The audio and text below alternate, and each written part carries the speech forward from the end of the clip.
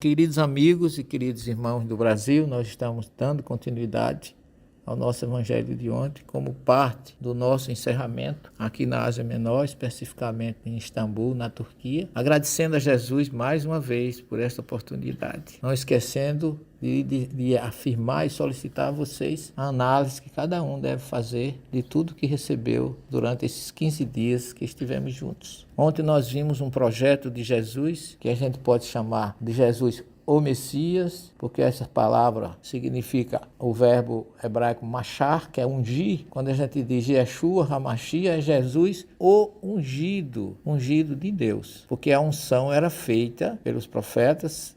Samuel ungiu Davi, Samuel ungiu Saul. Quer dizer, Saul, Davi e Salomão foram ungidos reis de Israel. Mas Jesus foi ungido não por um homem, mas por Deus. E a palavra Mashiach, que é o Messias, em hebraico significa ungido, é que o grego traduziu como Cristo. Então, Cristo é o ungido de Deus na concepção grega. Mas entre os hebreus, o ungido chama o Messias. E assim, esse contexto, essa unção divina de Jesus é que nós entendemos que ele, porque a palavra Messias ou ungido, os judeus também entendem como redentor. Redentor é aquele que defende os mais fracos, os mais necessitados. Então, os nossos irmãos protestantes chamam mais o Salvador, na expressão de que ele salva graciosamente. A gente já entende um pouco diferente. Ele é muito mais redentor do que Salvador, porque na condição de Redentor ele traz o conhecimento, a proteção, a defesa, nos convocando à mudança para aí sim a gente conseguir a libertação e atingir a perfeição espiritual, como ele mesmo promete. Eu vim para que todos tenham vidas. A palavra vida em hebraico não existe singular, já tem uma forma múltipla. A vida é perene, o corpo físico perece, mas o espírito, que é imortal, continua. Por isso que ninguém pode dizer que Jesus é da sua religião, mas eu posso afirmar para vocês que ele está em todas, porque Jesus é o Messias ou o Redentor de todas as nações. Como ele é o governador do planeta Terra, ele está não só no Espiritismo, não só nas religiões cristãs, mas está também no judaísmo, no hinduísmo, no budismo, no zoroastrismo. Então, nós temos que entender Jesus como um ser universal, que nos protege, nos auxilia e está em todas as situações. Então, nós nunca podemos dizer meu Jesus, seria egoísmo, ou meu Deus, nosso Deus e nosso Jesus. Por isso que a gente, quando fala que Jesus é o Messias das nações, significa que ele é universal. Ele não pertence à religião A e B, mas ele está em todas, como também está até com os ateus, porque também são criaturas dele e que ele também declara em Mateus e em João que não se perderá nenhuma das ovelhas que o Pai me confiou. Então, Jesus vindo, colocando essa noção crescente entre as religiões tribais ou primitivas, entre os mesopotâmios, entre os egípcios, e depois com Abraão, ele vai afunilando a informação e a sua mensagem vai tomando base, mostrando que ele é único. Daí o monoteísmo vem exatamente com essa proposta. Só que Jesus, no monoteísmo da primeira revelação, ele mandou uma mensagem que muitos não entenderam.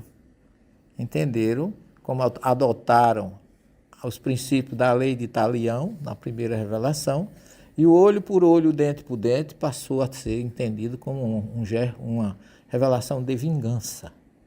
Se apanhou, tem que bater. Olho por olho, mão por mão, pé por pé, vida por vida, é o que está lá. Mas quando se fala isso, não significa uma vingança, mas significa uma misericórdia, uma igualdade e uma justiça. Significa que tanto vale o olho do rico como o olho do pobre, tanto vale o olho do senhor como o olho do escravo, tanto vale a vida de qualquer natureza como até a vida humana. Porque lá no Êxodo 20, na primeira revelação, quando diz não matarás, que todos traduzem como não matar, no texto original está lotitzar, não é não matarás, é não assassinarás. É diferente matar de assassinar. Matar é tirar a vida de alguém que foi julgado, teve condições de se defender, pôde fugir, não fugiu, foi prisioneiro, é considerado culpado. Aí pode-se tirar a vida. Por isso que Moisés mandava apedrejar.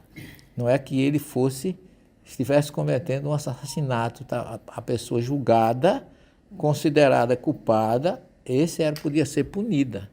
Agora, amarrar alguém e tirar a vida, se a pessoa pudesse defender, aí é assassinato. O aborto, por exemplo, é um assassinato, porque é interromper a vida de um ser que não tem como se defender. Aí, no judaísmo, tem essa diferença linguística de matar e assassinar. O que significa que não assassinarás não é só o ser humano.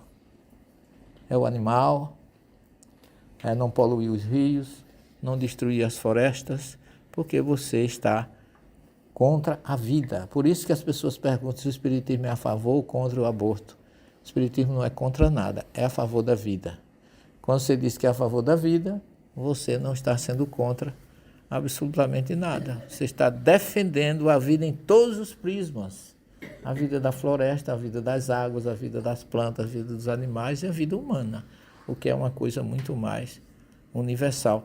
E como não se entendeu esse princípio de igualdade e justiça, é que Jesus precisou vir na segunda revelação. Mostrar um Deus amor, um Deus misericordioso, um Deus justo e bom, e não um Deus que se irava, um Deus vingativo. E deixou uma série de revelações magníficas que os seus discípulos, e sobretudo o principal e o maior dos discípulos dele, que é João, o mais profundo, é que traz essa característica de Jesus Messias com maior profundidade. Quando ele diz que Jesus é luz do mundo e verbo divino, significa que ele participou, o verbo que ele fala aí, é o verbo criador. É aquele verbo que em 9 ou 10 expressões, Deus diz, faça-se a luz, faça-se a água, os animais, as plantas, os seres vivos como um todo. E que esse verbo divino se revestiu de carne e habitou entre nós. O que mostra que João é muito profundo quando ele diz que nele estava a vida e a vida era a luz dos homens e a luz resplandeceu seu nas trevas e as trevas não a compreenderam.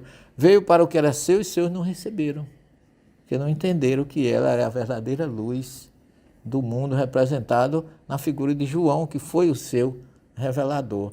João, no prólogo do seu evangelho, ele traz praticamente toda a história espiritual de Jesus. E no final, no versículo 14 do capítulo 1, no prólogo, ele faz questão de dizer, ninguém jamais viu a Deus. Fazendo aí a diferenciação. E Jesus foi revelado por ele. Então Jesus não é Deus. Jesus veio para revelar a Deus como Pai, como ele dizia, eu vim para fazer a vontade do meu Pai. Eu vim para que todos tenham vidas. Então esse processo culminou com a promessa do Consolador e que todos nós hoje, como espíritas, na terceira revelação, e Kardec coloca com muita racionalidade no primeiro capítulo do Evangelho segundo o Espiritismo, as 3 revelações. Moisés, Jesus e o Espiritismo. Então elas se completam.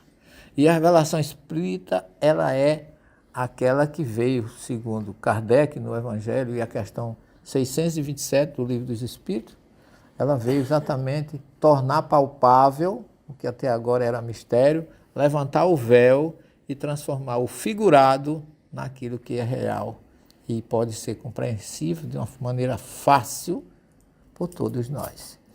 Então, a nossa responsabilidade como espírita é grande. Parece que eu agora vou fazer uma afirmativa que talvez vocês pensem que seja até uma heresia. mas nós estamos fazendo parte do projeto de Jesus aqui, porque nós viemos, nesses 15 dias, resgatar um grupo de dedicados, de pessoas que ofereceram a própria vida para que a mensagem do Evangelho de Jesus ficasse. Para que nós, hoje, entrando num país como esse, onde só tem ruínas, a gente não encontra cristãos, mas todas as ruínas falam de Jesus. Aonde nós passamos, todas as ruínas falam dele. Através de Paulo, através de João, através de Maria. Vocês querem coisa mais sensível do que ir àquela casa de Maria? Parece que a gente entra num aquário ou numa bolha de energia espiritual que nos transporta, nos saculeja ou balança, como a gente costuma dizer, para que a gente saia dessa letargia e passe a entender quanta misericórdia Jesus fez por nós e está fazendo a troco de quê? Quanto ele está ganhando com isso? Veja que amor incondicional. A Kabbalah diz assim, o amor incondicional é aquele que se sente muito mais feliz em dar do que receber. E não existe gente ruim nem gente boa. Existe aquele que gosta de servir mais e aquele que gosta de ser servido. A diferença dessa história só aí. Aquele que gosta de servir diferentemente, sem esperar absolutamente nada em troca, esse está mais próximo de Deus. Esse está mais sintonizado com a obra do Cristo. E nós, a partir de hoje, a nossa vida será passada.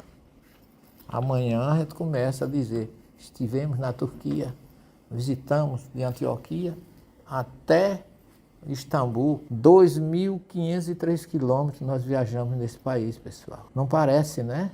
De ônibus, no ar-condicionado, temperatura de 40 e poucos graus, né? E a gente se abanando e reclamando que está quente. Paulo fez tudo isso a pé, 12.800 quilômetros a serviço do Cristo, sem reclamar em um momento que fosse. Quanto mais dificuldade, mas ele dizia, sobretudo, dai graça. Está tudo muito bom. O Pai está conosco, Jesus está conosco. Então, uma dedicação dessa, eu acho que é muito mais suficiente. Não precisa de mais palavras para só lembrar. A partir de hoje, quando vocês deitarem e levantarem, no Brasil, onde vocês estiverem, lembre-se do exemplo de Paulo, de João, de Maria, de Silas e de todos os companheiros, Lucas, que dividiram com João, Maria e os seus companheiros a tarefa de implantar, e implantaram mesmo, porque não tem quem destrua a história de Jesus aqui. Eu me lembro muito da doutrina espírita. A história de Jesus aqui vai existir com os homens, sem os homens e apesar dos homens, porque não tem quem possa destruir, está marcado, está topograficamente marcado por esses heróis anônimos que vieram e marcaram nas suas dificuldades em Corinto, na prisão, na zombaria, nos açoites, no apedrejamento, sem em nenhum momento reclamar. E ainda dizer assim, sofri sim, mas em todos os momentos o Cristo estava comigo. E a gente precisa fazer isso de colocar o Cristo mais próximo de nós. Porque não depende dele. Ele está pronto. Só depende de nós. Vocês, meus discípulos, serão conhecidos por muitos se amarem. Aqueles que me conhecem, eu sou a paz. Eu vim para que todos tenham vidas e que todos tenham vidas plenamente. Eu, particularmente, agradeço, aprendi muito com vocês. Não pense que não aprendi, nem eu, nem a Wanda, nem a Márcia, a gente aprendeu demais com vocês. E vocês precisam levar o que foi oferecido, o que nós recebemos aqui, muito a sério. Nós estamos num planeta de transição e Jesus está nos convocando. Julho de 2023. 23 pessoas a serviço de Jesus, da pátria do Evangelho para a Ásia Menor, resgatando a essência e a luz dessa mensagem. Que Jesus possa estar conosco. Obrigado pela presença de vocês. Muita luz e muita paz. Até um próximo encontro.